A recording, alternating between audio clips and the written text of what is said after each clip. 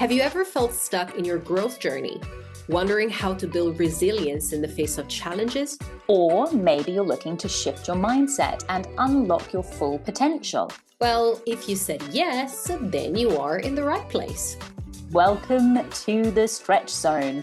I'm Hannah. And I am Feds. And here we explore self-development, nurture resilience, and embrace the mindset shifts that help you grow beyond your limits. Hello and welcome everybody. Welcome to episode 2 of our second season of the Stretch Zone. I'm very happy to be here. Hi, Hannah. Hi, Feds. Welcome back. How are you this week? Yeah, very well, thank you. Not a lot to report. We only saw each other a week ago. Yeah.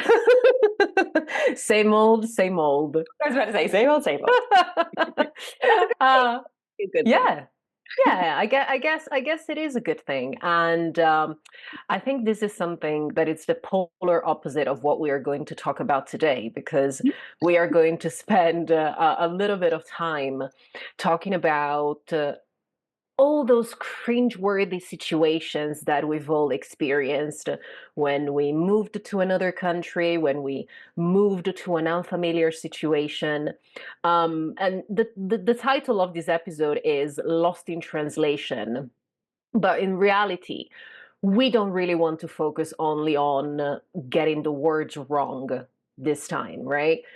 So being a language coach, this is also part of what I do. So I speak about these kind of things all day, every day, pretty much. But we want to try and go beyond and try to talk about the culture, the habits, the social expectations that you have to keep up with when we are in an unfamiliar habitat, let's say. Yeah. So, like there are also those moments, and we've probably all experienced those, when you think that you are doing things right. You finally got it. Everything is starting to make sense. And then you suddenly realize that it's actually not the case. So you have this reality check moment. So how could we survive all of these situations, all of these awkward and cringeworthy moments that inevitably happen? So I'm not even going to wonder if this has happened to you guys listening, because most likely it has happened, let's be honest. And I'd be curious to know how you reacted, because of course, for some reason, language and culture is something that really, it feels like people get very emotional about it, right? Yeah. It's something that makes us feel very involved. Yep. And we're going to talk a little bit about why. Why is this happening? Why do we feel so emotional? And we're going to go back in our conversation. We're going to talk a little bit about our growth mindset again, because it's a fundamental part of pretty much everything we do and everything we talk about. How do we stretch our comfort zone? But let's start from why. Why does this happen?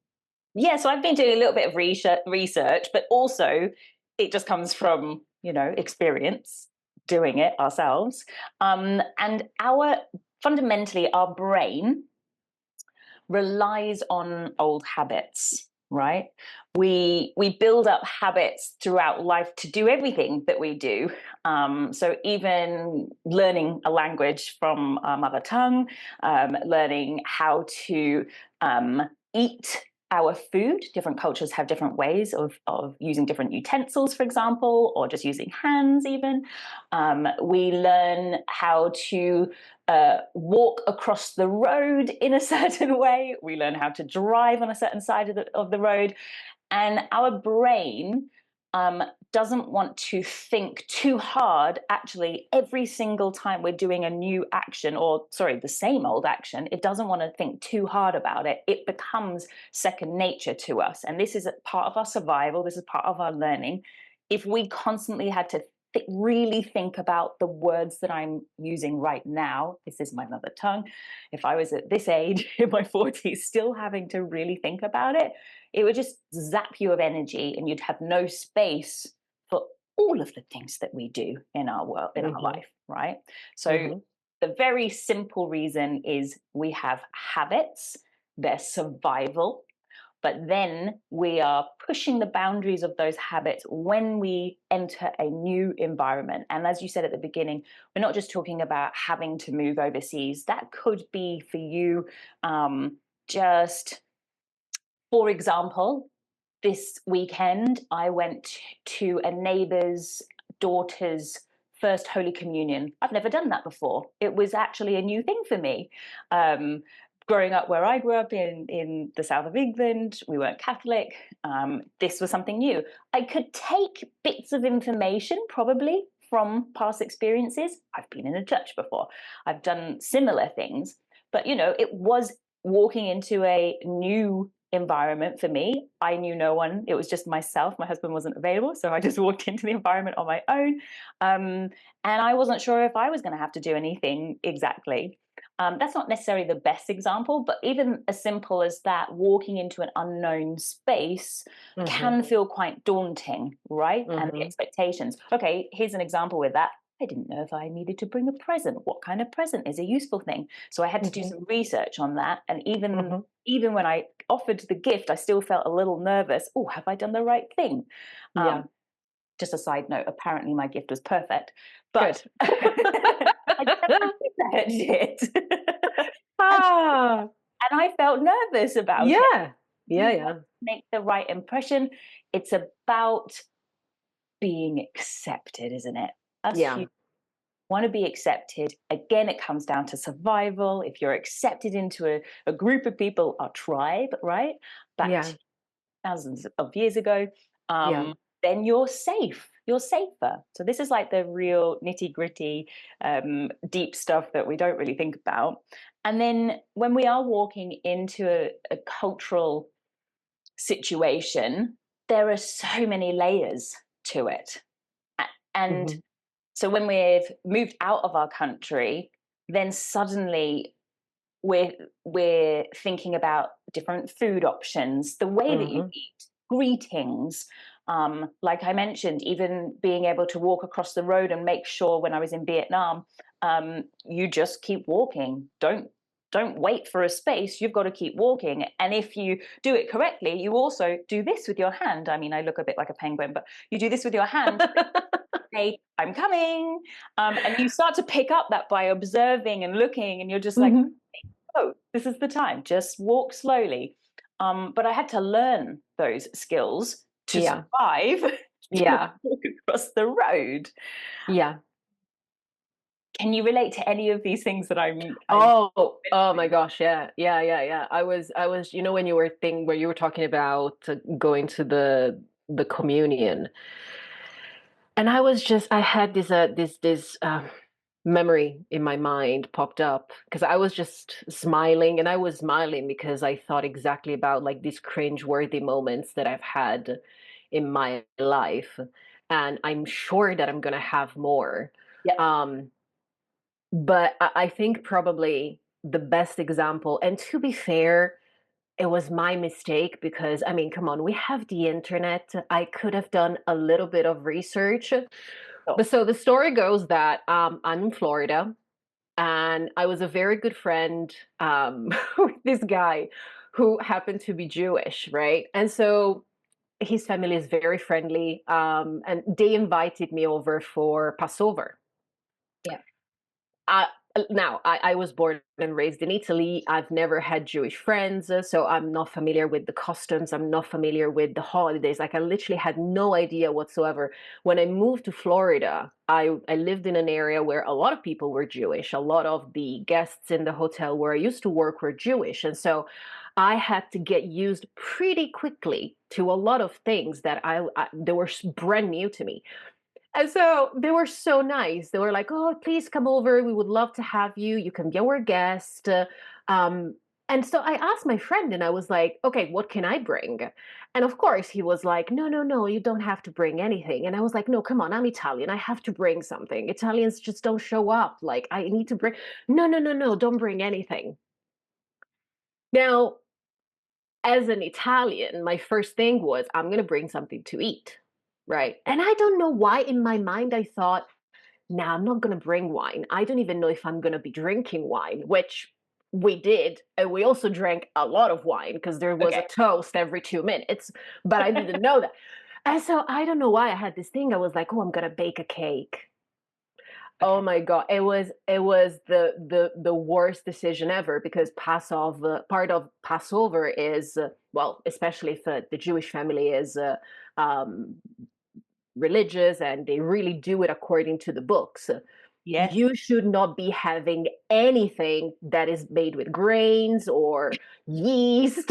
So I walk into the house with this cake, and luckily, they were so nice because I was like, hey guys, I brought a cake. And everyone turned around and looked at me and they were like, you brought what? I was like, I brought a cake. So the hostess, bless her, she looked at me and she was like, okay, I'm gonna take this to the back of the house and we're gonna leave it there. And I was like, okay, yes, I've done something wrong that I shouldn't have done. I felt mortified, honestly. I never felt worse. Luckily, they were so nice. And of course, the rest of the day was great. But, that was one of the situations when I thought, why didn't I just check? Why didn't I just go online and said, what can I bring for a Passover lunch, dinner, right? No. Anyway, I apologize again for anyone listening. I've never done this again. I'm never going to do this again. So, yeah. But, That now reminds me oh, I did something similar, but not similar. I was living in Australia and I was invited to, when I was working for a yoga studio, they invited all the teachers over to the owner's house for a dinner. And they wrote in the message, it's a potluck dinner. I had no hmm, idea what this phrase meant. I'd never heard of it before. I had no idea. That isn't something okay. they use that term in England. Well, okay. So I had this conversation with my partner. And I told him exactly the same thing. I was like, "Oh, you're gonna have a potluck at work," and he was like, I'd "What? never heard. What is Okay, a good. potluck?" 'Cause And he was like, the "How do you call?" video So yeah, in the north of is England, they call it a almost fuddle. English. What do they call it? A hoddle? A fuddle. I think that's a northern thing. Never heard of it before. So you're not the only one. Don't worry. Um, I don't even, you know what? I've been out of the UK so long. I've obviously never been to one of these things. I can't even think what a Southern English term would be. But I had no idea what potluck was. So I turned up and I was the first person. I Oh just gosh, what did walked you in and was bring? like, hi, I'm here. And then everyone started bringing food in as they arrived. And it Oh, was only like an hour in that I said something, obviously, and was just like, oh, did I miss the memo that we were all meant to? was I supposed to bring something? And I felt so awful. Luckily, of Oh, course, everyone, and that's, so you know what? What we've just realized, everyone's always really nice about it. As long as you kind of just hold your hands up, then actually, most of the time, what I've found, and I use this now to my advantage, is I just play the foreign card. I didn't know. Sorry. I didn't know. And I feel like the best remedy, because I was trying to think, so how do we survive these things? And I really believe the best remedy is just to laugh at yourself and hope everyone laughs along with you. But it Yeah. also reminds me of the fact that I live now in the US. I shouldn't admit this out loud, especially as it's terminal times. They might deport me for this. I have to be careful what I reveal. But I've obviously grown up in the UK. Dogs are allowed off leash everywhere. Yeah. It's fine. And in the US, you're not allowed your dog off anywhere apart from a dog park. So I find like really quiet corners to let my dog just roam free. And I've only ever once been told, "Hey, put your dog on," and actually it was by a ranger. Okay. Fair enough. Yeah. And I don't know how they'd caught me. They just snuck up because I didn't see them coming. Because usually, if I see anybody, I'm like, "Oh!" Put it straight back So on. not even in a park, like if you are in No, a park, really? know that in Miami, I couldn't even take my dog into the park on a lead. It wasn't allowed. There was a no dogs allowed. We were told off even having her in there on the What? lead. Yeah, America Miami. I actually mean, Miami is a weird place. I mean, close to Miami is a weird place, but having a park where dogs are not allowed, so what's even not the point allowed. of having a park? I that's exactly. Different thoughts about this, and I'm sure people listening will have different ideas about it. And you know what, we're brought up differently. For example, I wasn't brought up in a gun culture. I have a lot of opinions about that. Ooh. Other people have a lot of opinions about dogs being off, and Mhm. I get it. Mhm. We're all Mhm. different about how we take these approaches. I apologize, please don't deport me. So there are moments where I do let her off. I was told off this one time by the ranger, and I just hammed up my English accent as much as I could. And luckily, it was actually only a few months in, so I kind of didn't know the rules at that time, and I just went, I am so sorry. Is that true? We're not allowed off in this area. And I just went as English as I could. And they just went, that's okay. That's actually the law in the US. Da, da, da, da, da. And they didn't even find me or anything. So in those moments, I Oh. definitely use it to my advantage. I'm the foreigner. I didn't know. I apologize. And just hold your hands up. Hold your hands up immediately. Yeah, you know what? Like there are so many of these situations. Like I remember another. Well, this is more again connected to my previous job. One of the things that I had to get used to was a lot of the guests, as I said before, were Jewish, and so they had Mm, specific requests. So yes. I remembered this was at like very beginning, right? For some reason, my training where I used to work was very, very thorough, very thorough. I loved it. Like 2 weeks, I learned everything about the hotel, amazing. Everyone was lovely. But I guess this was something that people didn't really consider because they're just so used to it. They didn't put it in the training. And so one day I was at the desk. I was working as a concierge, less guest relations. And so this lady was a nice lady at the end of the day, but let's say that not everyone was like that as a guest. She comes to the desk and she's like, "Oh, it was Friday afternoon," and she was like, "Oh, I need someone tomorrow, to help me go upstairs to my room." And I was like, "What do you mean? You need to like?" I was trying to figure out like, "I'm so sorry, I'm not sure. Could you like, is the door not working?" Like, no. She looks at me and she's like, "No, tomorrow it's Saturday." And I'm like, yeah. Yeah. I was there like trying to figure out, and she was like, "Oh, are you new here?" And I was like, "Yeah." And she was like, "Well, we can't really use electricity on a Saturday because it's Sabbath." And I was like, Yeah. "Ah, okay." So I went home, I did my whole research, found out that electricity is not a thing on a Saturday, because all the rooms had electric doors with magnets. Got it. They could not be used. But so Yeah. I was completely oblivious. Like I had no idea what she was talking about. So I was there like an idiot, literally at the desk, trying to figure out why is it a problem on Saturday? Why are things not working? Like is something happening that I don't know of? And I have so many more, like, but I'm not gonna tell you all of them because that would be Fascinating. That's really fascinating. it is. And I've learned so much, honestly. Wow. And people are often quite happy to share with you. Like, if you don't know, if you don't Yeah, understand, like, they tend, the most truth of of it. them, Most of the most time, of I them. agree. I don't really remember having any experience where um, it's been a hostile kind of scenario, but I do think that we have a job as the newbie coming in to also come in with an open heart that you might Mm-hmm. make mistakes, Mm-hmm. and that's okay. So Yeah. take the weight off your shoulders that you have to get this right. Yeah. We're going to make mistakes. That's okay. And Yeah. then how do we turn that into a learning moment rather Yeah. than I'm terrible. I shouldn't be in this situation. I'm doing something Mm-hmm. bad.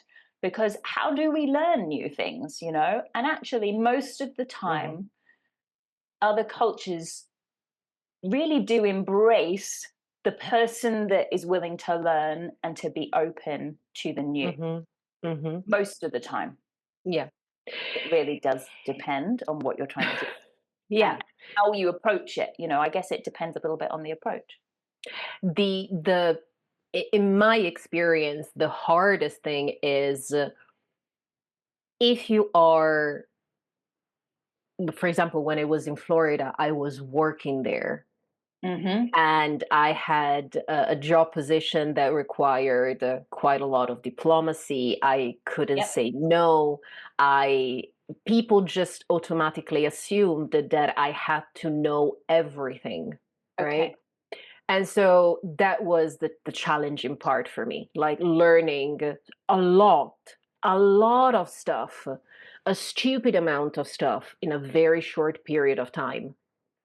And one thing that I like to point out, connected to what you were saying, is as now I am a language coach as well as a mindset coach. And one thing that I always tell my students when it comes to language, especially, is you have the responsibility of delivering a clear message as much as possible, right? Mhm. Whatever the other person understands, of course, is partially your responsibility because you have to try and be as clear as possible within your means. But Mm. I always tell them when someone else talks to you, do not just assume that the other person is clear. Yes. I spoke to so many people when I was working in Florida, but also when I was working in London, when I was working in Italy. There are so many people who just don't know how to express themselves clearly. And bless him, I love him. My partner is one of them. Like he would come to me and just start a story from like the middle, and I'm like, oh, she actually did it in the end. And I'm like, what are you talking about? I have no context. No, I don't know what you're talking about.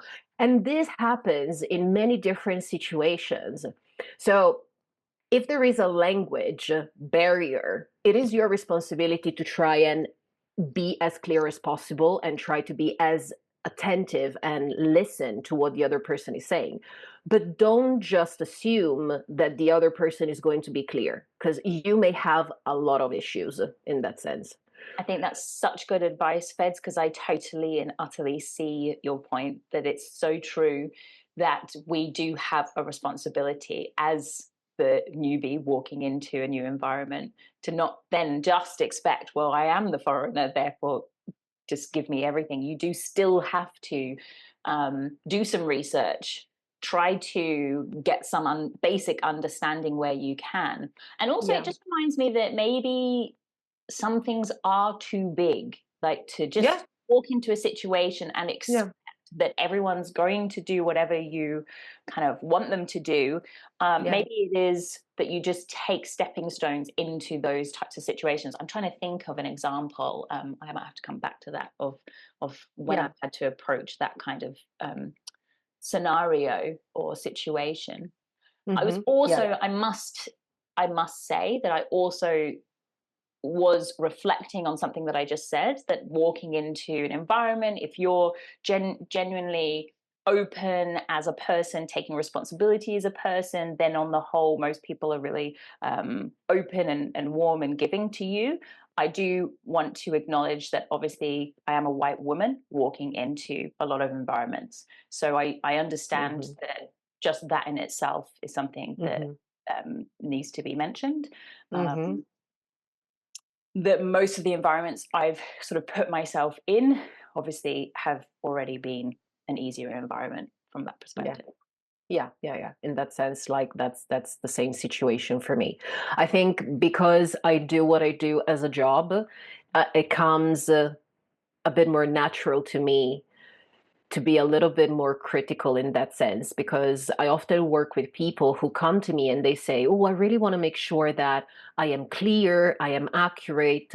I often ask them, right? So what about the opposite? When you listen, how does it work for you? Like, do you think you are in a good place? And most of the time, they tell me that they struggle. I struggle to understand what people say. I struggle to understand the accent. I struggle to understand the idea. I struggle to understand the context of what they're talking about.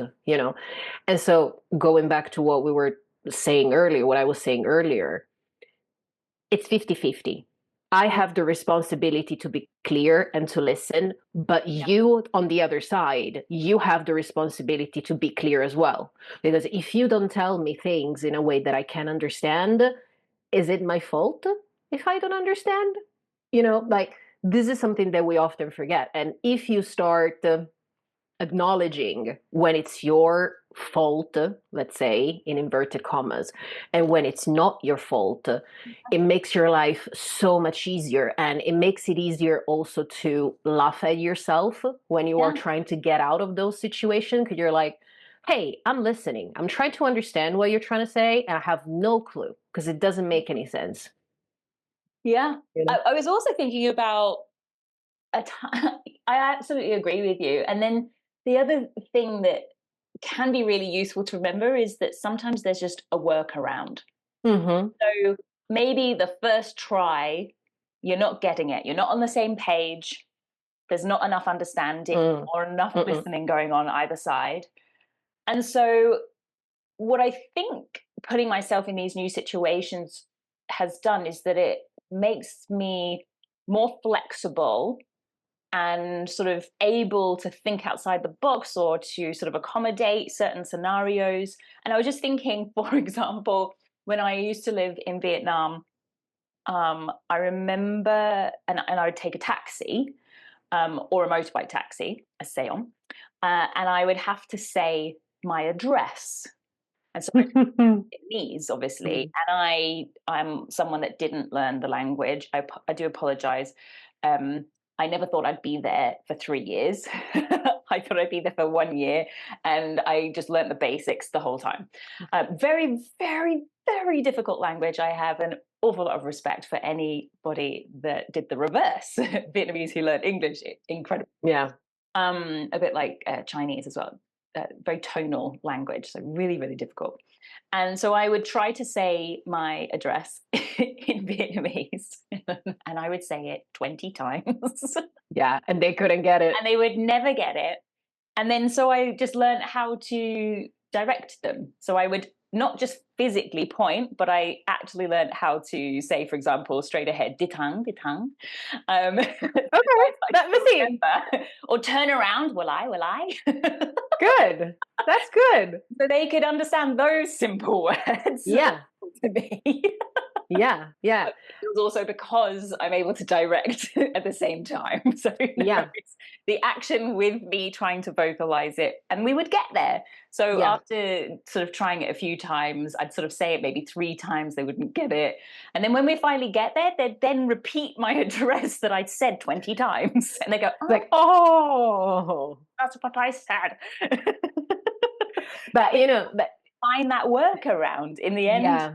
I Yeah. became resourceful, right? That was the Yeah. word I was looking for. You Yeah. become really resourceful when you put yourselves in just an unusual situation, an out of the norm situation as a human. And Yeah. it's a wonderful thing to look back at. Yeah. And you know what? I think um culturally speaking, some people may have more issues than others in doing this. Like, it's inevitable that we're going to make mistakes, and it is inevitable that we're going to have to own it. But Yeah. a lot of people really struggle with this idea of trying, you know. They are so scared of sounding rude or making Yes. mistakes that they don't even try. They just simply avoid these kind of situations altogether.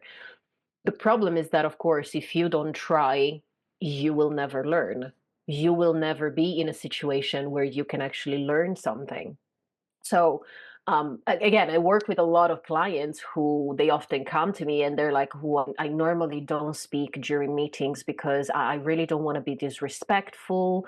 I don't know if I say something, other people may be offended. And most of the times, no, like they are just simple sentences, simple questions. It's not really anything that is disrespectful. But if you don't try, you'll never know. So you really want to try and get out a little bit of your comfort zone, your shell, and just give it a go and see how the other person reacts. And if anything, you can always play the "oh, I'm a foreigner" card. I'm not too sure. Can I say this? Can't I say Yeah, that? You know, like you start getting to know.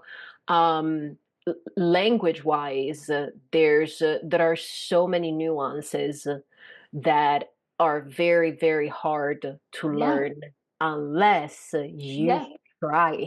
It's just yeah. the only thing you can do, you know? 100%. And you could have lived for years in the UK, which you did, and I'm sure you were still learning new things. I Hmm. speak English and I've moved to Australia and the US, and both are like completely foreign places. Funnily Yeah, enough, the US has felt far more foreign when it comes to the use of the English language compared to Australia. yeah, Australia, the biggest difference was that, well, obviously, potluck. I didn't know that one. But the biggest difference was that they just shorten every word and put an O at the end, like ambo. Arvo.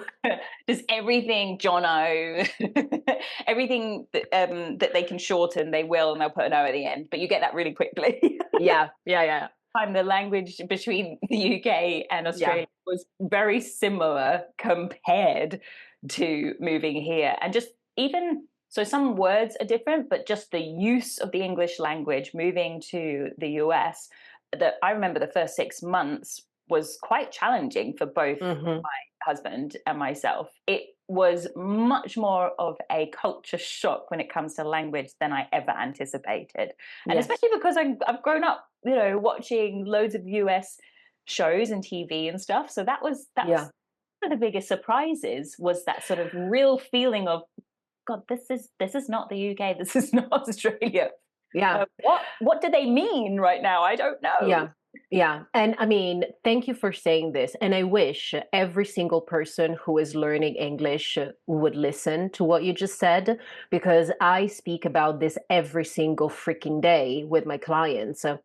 Coming to me and saying, I want to speak like a native.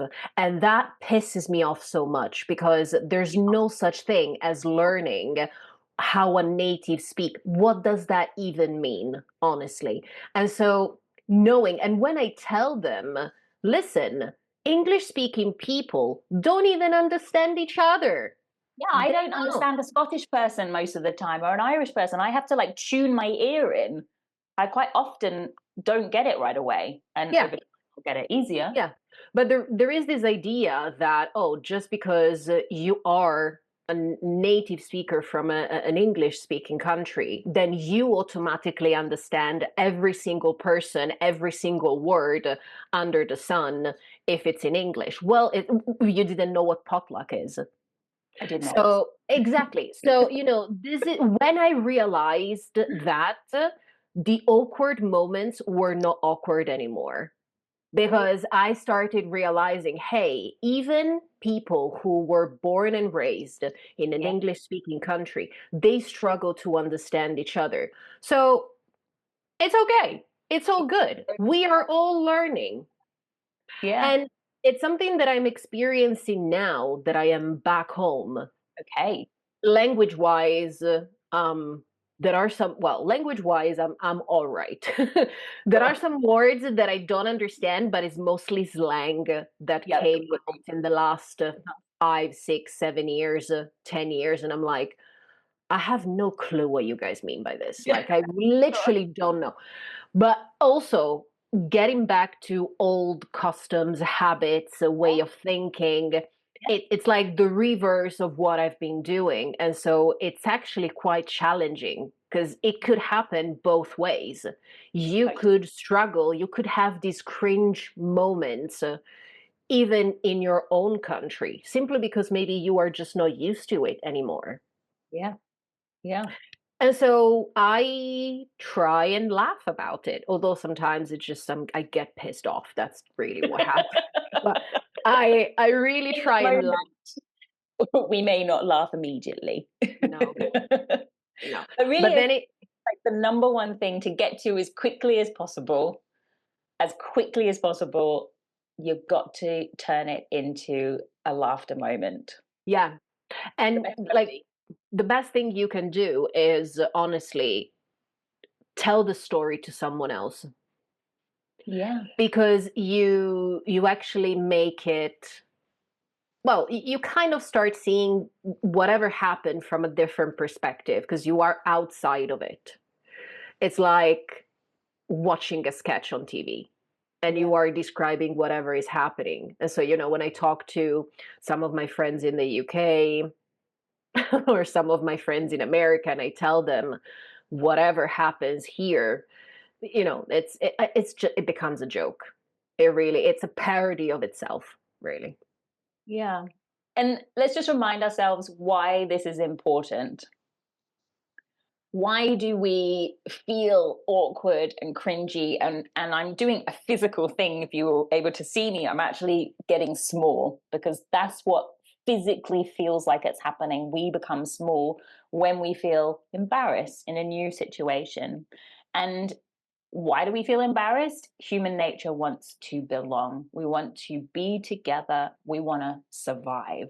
And that's what belonging gives us, is survival. So just remember Hmm. that that's where that sting, that cut, that embarrassment, which is pretty much most people's knee-jerk reactions to a new environment where you don't quite fit in, you don't know what you're doing.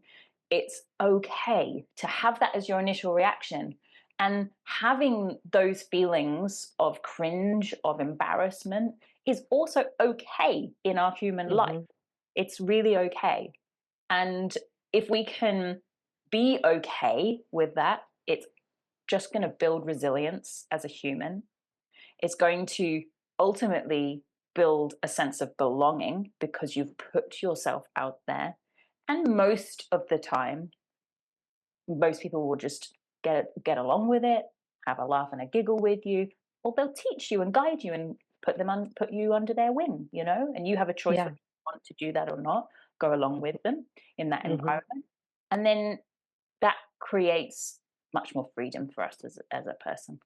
Yeah, 100%. Yeah, definitely.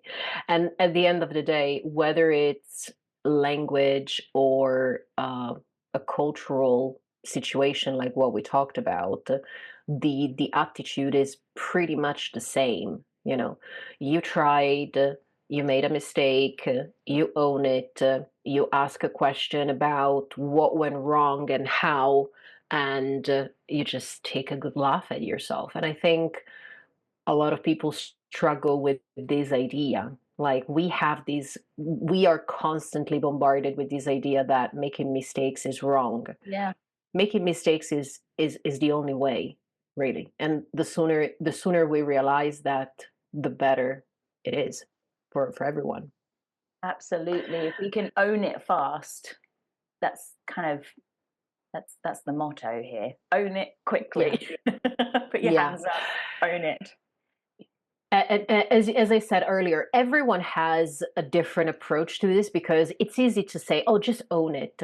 It's fine if you make a mistake. But then I think something needs to change in the mindset, in how we approach what's happening, and there are different things that I started thinking. The way my mindset shifted Mhm. in all my experiences.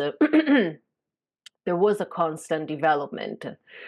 When it comes to language, one day I actually realized, hey, I speak three freaking languages. I am allowed to make mistakes. The Yeah, person in front of me can barely speak one. yeah. So, you know, I am allowed to make mistakes. Or, the idea of not understanding accents. I think what really changed it for me was when I was working in Florida and one of my American colleagues turned around and asked me, "Hey, do you mind speaking to this guy over the phone? He's Scottish and I can't understand what he's talking about." And I'm like, "Okay, sure." That's a compliment, that. Yeah, I'm like, "All right, okay, I'm gonna give it a go."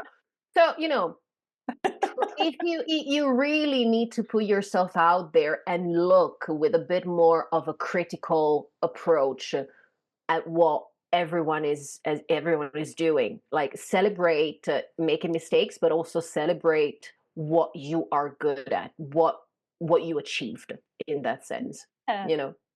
100%. Yeah, 100%. Um, do we have any final cringeworthy stories to share? Like, I'm trying to think of more things. I sort of said this right at the beginning of off tape.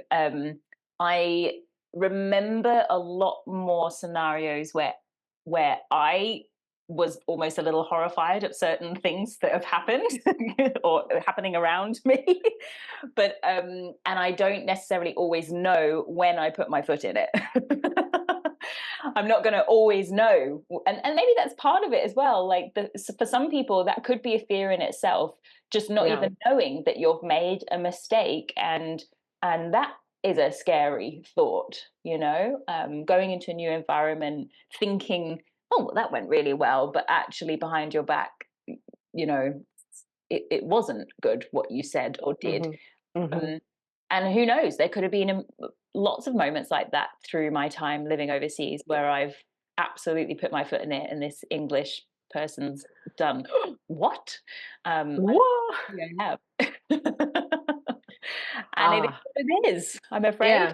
Apologize to anybody where I've been too English. Yeah, yes, you said the right thing. It is what it is. I feel I have an endless collection of this kind of cringeworthy moments, like in London, in Florida, back here at home. Um, but the good thing, and this is something that, I'm gonna give myself a little pat on the shoulder, is that it never stopped me.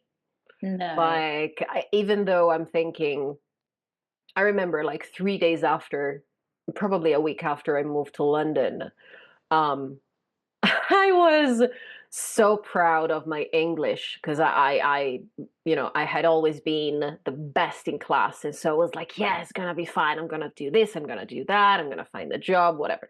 And then you land, then you start talking to people, and then you realize, shit, I know nothing.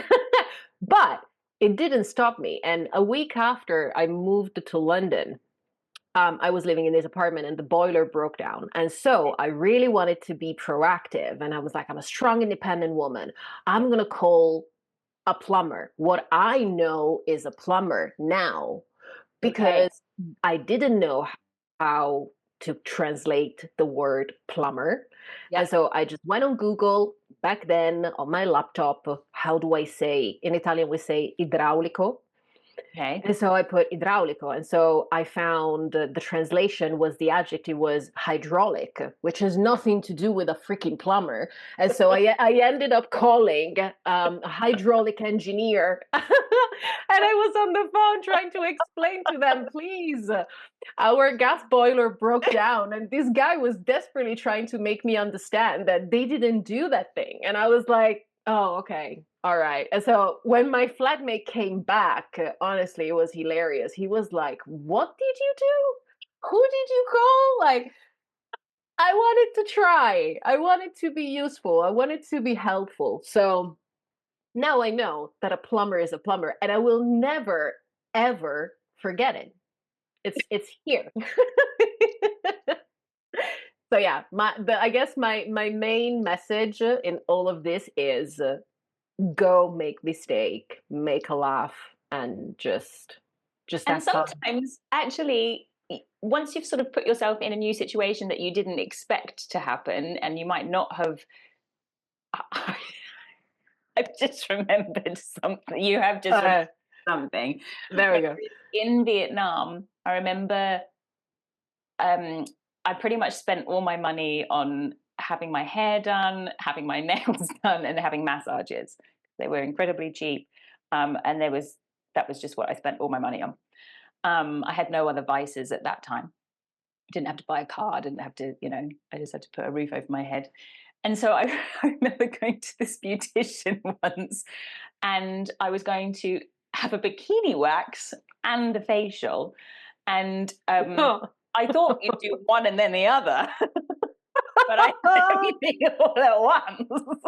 Oh, oh my gosh. Okay. Well, I guess it saves time. Oh, how did you explain to them? Like, did you ask anything? Because that would be like, I probably just went silent and accepted it. they're like two very different things. You're supposed to be relaxing while you're having a facial, and you can't relax. If any man is listening to this, you can't relax if you are having your bikini waxing done. So I think maybe once or twice, like the facialist did stop just, oh my gosh. the Okay, whole that's thing hilarious. at once, and it was, let's just say, I didn't do it again. Never again. I'm I done. could have. I'm sure I could have tried to go back and explain I'd like one and the other, or maybe I should have for one and then gone back another day. But yeah, I had both amazing. in one go. Amazing. I would love to hear, because I think this is gonna turn into something really, really fun. I would Yeah. love to hear from people listening to this, because Please please, honestly, we've been talking for like 40 minutes about the most embarrassing moments, and there could be more, but I'm gonna stop here. But what is the most hilarious, either language or culture fail you've had abroad, so that we don't feel so bad about ourselves? Like, like we were all part of this. Please let us know. I can't wait. So Thank you. yeah, That was so fun. I enjoyed that one today. And just remember, we're all in it together. yeah. It was good. We're all in it together. Yeah, So definitely. next time we meet, it's all about how to develop, not quite so hilarious, but definitely useful, how to develop a long-term mindset in an instant gratification world. This is so awesome. Oh, Goodness me. Yes. Okay. So we're going a lot deeper next. Yeah, definitely. So yes, please share with us your answers. Let us know how you recovered as well from these cringeworthy moments. Are you able to laugh at yourself? Like, how do you manage these kind of situations? Come and find us on pretty much everywhere: Instagram, Threads, YouTube, any social media, you name it, we're there. At the Stretch Zone _podcast. And we'll see you the next time. See you later. Looking forward to it. Bye. Wrapping up today's episode, remember, you don't have to face change alone. If you'd like to connect or learn more about working with us individually, reach out to us through our Instagram account at the Stretch Zone _podcast, or find our emails in the footnotes to this episode.